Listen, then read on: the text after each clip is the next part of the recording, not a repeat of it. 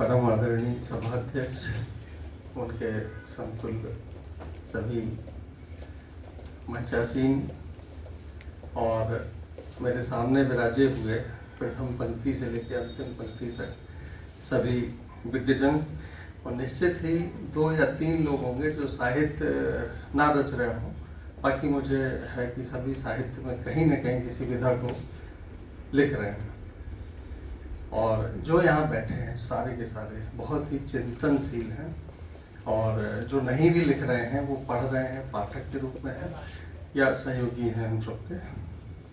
मुझे सबसे पहले मैं बहुत आभारी हूँ आदरणीय श्री राजेंद्र शुक्ल जी का, जिन्होंने मुझे इस योग्य समझा कि मुझे श्री कृष्ण सहाय निगम स्मृति सम्मान दिया गया, और वो भी मेरे प्रिय गुरुवर और हम सबके बहुत चहेते प्रोफेसर सूर्य प्रसाद दीक्षित जी के कर कमलों से, हमारे देश के बड़े कवि अंबर साहब और श्री मिश्र जी के द्वारा। मैं एक लेखक हूँ, कहानियाँ लिखता हूँ, उपन्यास, जब कहानी बड़ी हो जाती तो उपन्यास बन जाती है। जो उपन्यास लगता है कि इसको तो हम बहुत कम शब्दों में समेट सकते हैं, तो वो कहानी बन जाती है। तो एक लेखक के मैं ये मानता हूँ कि कुवत होती है कि वो बूंद को समुद्र बना दे, समुद्र को बूंद बना दे, वो माँ सरस्वती का आशीर्वाद है। और कवि जन जो बात 2 पंक्तियों में कह जाते हैं, वो लेखक को कहने में 3000 शब्द की कहानी चाहिए या 250 पेज का उपन्यास। मैं एक कचहरी उपन्यास लिख रहा हूँ जब मैंने 5 वर्ष की नौकरी पूरी कर ली थी। बहुत सारे बंधन थे, मैं उसे नहीं लिख पाया पूरा, पर अब मैं अवकाश में हूँ। 38 वर्ष की लगभग मेरी नौकरी हो गई थी उच्च न्यायालय की सेवा में। तो उस दरमियान की बहुत सारी चीज़ें थी। तो एक व्यक्ति को हम खारिज नहीं कर सकते किसी भी बात को लेकर। तो मेरे एक न्यायमूर्ति जी थे, बहुत अच्छे निर्णय देते थे। वो घर का पंखा भी ठीक कराते थे तो उसका पेमेंट करते थे। कोई भी अतिरिक्त ऐसा कोई कार्य नहीं करते थे जो उनकी गरिमा के प्रतिकूल हो। और ऐसे भी न्यायमूर्ति मिले, मुझे बुलाया कि वो बिजली का बिल 19,000 का आया है, इसे कम कराइए। तो हर तरह के लोगों से लेखक का वास्ता पड़ता है। मैं नीरज जी के साथ बहुत रहा उनके अंतिम वर्षों में। बहुत सारी अच्छाइयाँ थी, आप एक से एक गीत उनके सुन लीजिए, कारवां गुजर गया से लेके और भी बहुत सारी फिल्मों में देवानंद ने गाए उनके गीत, अवार्ड चलाया है, मुकेश जी ने गाए, किसने गाए। तो हम नीरज जी को खारिज नहीं कर सकते कि वो बहुत बड़े ड्रिंकर थे या उनके बहुत सारे ऐसे किस्से थे। मैं एक इंदिवर जी के ऊपर भी आत्मकथात्मक उपन्यास लिख रहा हूँ, और वो भी 98-97 से जब वो जीवित थे। इंदिवर जी बहुत पियक्कड़ थे और बहुत बड़े औरतबाज थे, मैं खुले मन से कह रहा हूँ। पर अब कस्मे वादे उनका गीत सुन के, ये चंदन सा बदन गीत सुन के, आप उनके उन पर्दे के पीछे की चीज़ों को लाकर खारिज नहीं कर सकते। अगर आपने नरेंद्र को नरेंद्र माना है और फिर दूसरा नरेंद्र बोला है, तो उस नरेंद्र को भी हम लोग खारिज नहीं कर सकते। एक शब्दों के साथ में इसलिए कह रहा हूँ कि एक व्यक्ति जो 9 दिन नींबू पानी में रहता है, एक व्यक्ति जो साष्टांग प्रणाम करता है, और वो व्यक्ति अगर ये कमेंट नहीं कर रहा है पर वो करवा रहा है। आप देखिए हमारे यहाँ के मुख्यमंत्री ने कितने अच्छे कमेंट किए हैं उन लोगों के ऊपर, और क्या कार्रवाई हो रही है। सारे के सारे जेल में हैं, सारों के घरों को इस तरह बुद्ध भी किया जाएगा, या ऐसी ऐसी धाराएं लगी हैं जिन्हें मैं समझता हूँ एक आम आदमी नहीं जान सकता।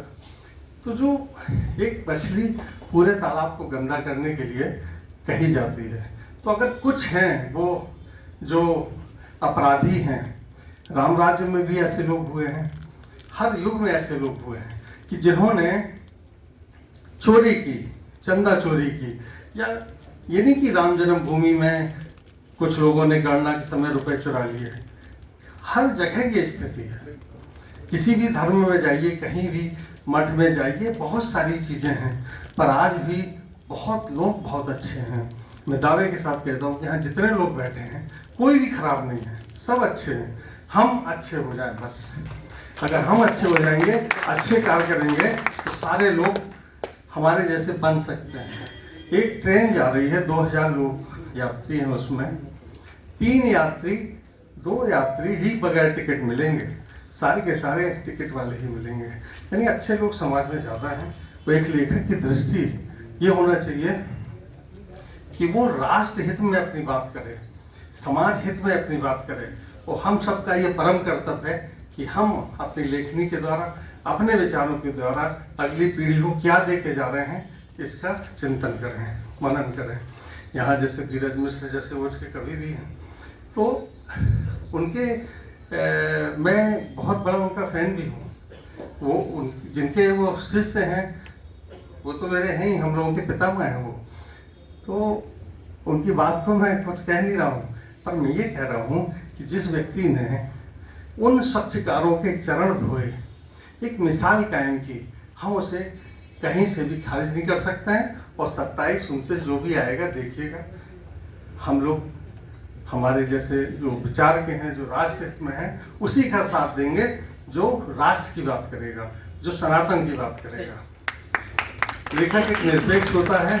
मेरी एक कहानी है मगरिब की नमाज। मैंने एक मुस्लिम पात्र को, जिसने बड़ा परोपकार किया, बड़ा अच्छा काम किया, उसको मैंने उस रूप में दिखाया कि जैसे वो सामने चित्र में गणेश जी बने थे, और एक जज की बेटी का वो उन्होंने खून दिया था उसको, तो वो गणेश जी में उनको उन मौलवी साहब की फोटो दिख रही है। तो वो बहुत सारी जगह से मुझे फ़ोन आए कि आप कैसे ऐसा कह सकते हैं, लिख सकते हैं। तो जब कहानी पूरी पढ़ी गई, समझी गई लोगों के द्वारा, तो वो जस्टिफाई हुआ। तो बहुत सी चीज़ें होती हैं लेखक के पास, कवि के पास, बहुत कुछ कहने के लिए। पर मैं उन्हीं आदरणीय हमारे शिवो अंबर साहब की, जो 3 स्त्रियां उनके जीवन में आई। मेरे जीवन में बहुत सारी स्त्रियां आई, उसमें मेरी माँ भी हैं, मेरी धर्मपत्नी भी हैं, मेरी बहुत सारी शोधार्थियाँ भी हैं, जो समझती हैं कि मैं उनका पिता हूँ, बेटियों की तरह हैं। किन्नर समाज के बहुत सारे जो उपेक्षित वर्ग के किन्नर हैं, जब मैं वहाँ जाता हूँ सब मुझसे लिपट जाती हैं, कहते हैं हमारा मायका आ गया है। तो कहीं ना कहीं लेखक संवेदनशील होता है। तो उनकी जो 3 स्त्रियां थीं, मुझे भी याद आ गया। मैं भी छुटपुट, चोरी छुपैया, कैसे भी समझ लीजिए, कुछ लिख लेता हूँ। और वो मैंने 4 पंक्तियाँ लिखी, और जब एक अप्रेषित पत्र कहानी संग्रह का 4था या 5वां संस्करण आया, तो मैंने उसमें वो पंक्तियाँ अपनी माता जी की फोटो के नीचे छपवाई। जब वो जैसे जीवन 17 में नहीं रही थी, 28 जून को। तो बस इसी 4 पंक्तियों के बाद मैं विराम लूँगा। देखिए, अब मैं उस उम्र में आ गया हूँ कि मैं भी नाना हूँ। तो अम्मा जी नहीं रही, बहुत चाहती थी, और मेरा बहुत सारा साहित्य उन्होंने पढ़ा। मेरी धर्मपत्नी ने मेरा साहित्य ना के बराबर पढ़ा है, पर मेरी बेटी ने या मेरी बहनों ने या मेरे पिताजी ने, मेरे अम्मा जी ने मुझे, जब तक वो रही, उन्होंने वो जो कच्ची कहानी होती है, पांडुलिपि होती है, टाइप की हुई होती है, उसको बड़ा वो आशीर्वाद भी दिया कि तय बहुत अच्छो लिखा थे। बुंदेलखंड का हूँ मैं, और वो बुंदेली बोलती थी, तो वो आशीर्वाद मुझे बहुत मेरे काम आता रहता है। तो मैंने लिखा कि धूल पड़ी है खिलौनों पर, धूल पड़ी है खिलौनों पर, साफ कर रहा हूँ अम्मा। धूल पड़ी है खिलौनों पर, साफ कर रहा हूँ अम्मा, साथ साथ खेलेंगे, अब की बेटी बन आना तुम। वो मेरी 2.5 वर्षीय जो नातिन है, वो 10 जुलाई को यहाँ से चली जाएगी। तो वो आजकल मेरे पास है। तो वो जो लगता है कि साक्षात अम्मा जी पुनः आ गई हैं और बहुत मुझे अच्छा लगा इस कार्यक्रम में यहाँ उपस्थित होकर।